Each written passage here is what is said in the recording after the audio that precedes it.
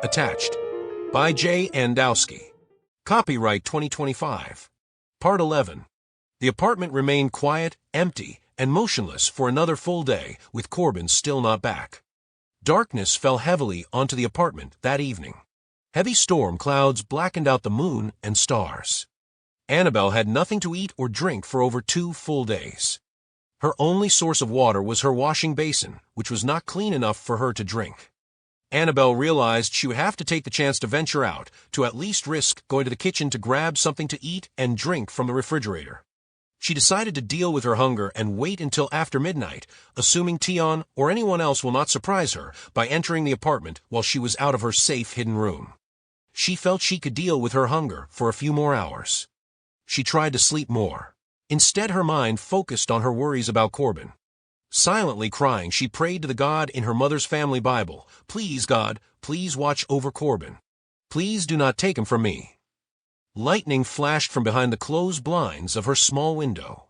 Thunder, moments later, boomed as rain poured down on the city. Oddly, she found the rainstorm soothing. She soon dozed off. She dreamed of living in a cabin that overlooked a beautiful green valley, far from everything and everyone. 3 triracial children playfully ran around her. A young, handsome triracial man, she did not know, was shirtless as he chopped firewood. He lovingly smiled at Annabelle as she caught his eye. Turning to the wooden home, sitting on the porch, she saw Corbin rocking in an antique rocking chair. He was drinking a tall glass of homemade iced lemonade. He rose his glass to her with love in his eyes. She smiled and cried with joy seeing Corbin alive and well.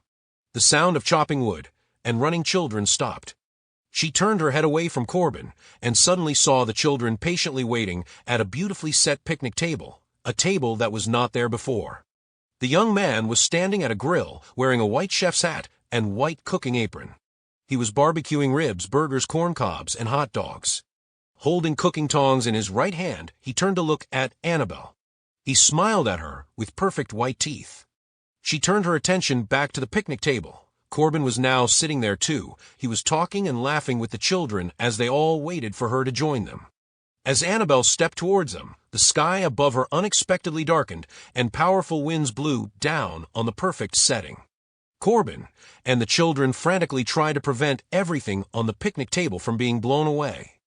Annabelle looked up, but instead of seeing storm clouds, a large navy blue tiltrotor craft hovered above them. On the nose of the craft was a rainbow with the word Harmony in bold white lettering. Harmony officers with weapons were rappelling down from both sides of the craft. Annabelle woke in a panicked sweat. She looked at the digital clock on her night table. It read 2:11.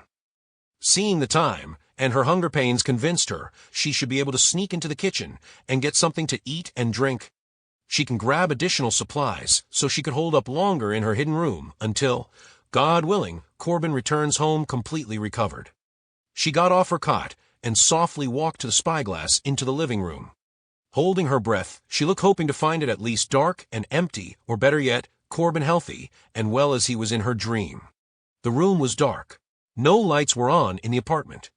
Lightning flashes through the windows confirmed to her the apartment was without a living soul. Not a creature was stirring, not even a mouse.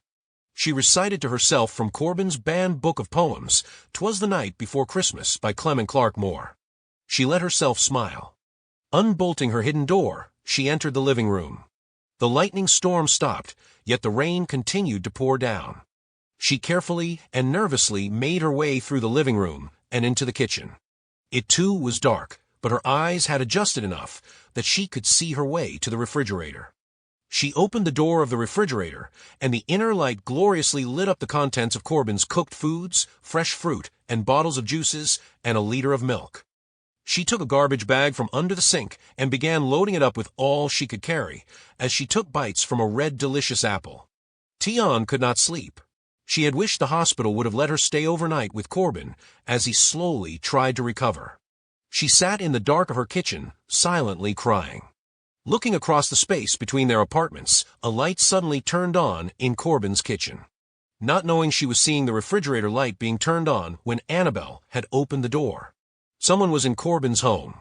He was still very sick in the hospital. In an emotional panic, she picked up her phone and called the authorities.